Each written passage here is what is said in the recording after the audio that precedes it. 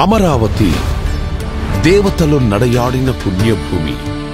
దేవేంద్రుడు ప్రతిష్ఠించిన అమరలింగేశ్వరుడు కొలువైన ధన్యభూమి. దేవేరి కనకదుర్గమ్మ ఒకవైపు, పానకాల నృసింహుడు మరోవైపు, మధ్యలో ఉత్తర వాహిని రమణీయ కృష్ణమ్మ. శాతవాహనుల రాజధానిగా, బౌద్ధుల ఆధ్యాత్మిక క్షేత్రంగా ప్రపంచ ప్రఖ్యాతిగాంచిన అమరావతి స్తూపంతో ఆచార్య నాగార్జునుడు తిరగాడిన ప్రాంతంగా విరాజిల్లింది.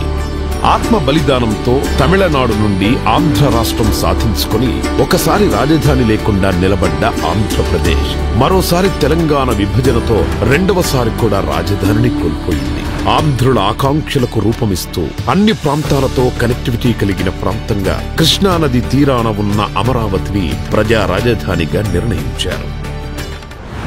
రాజధాని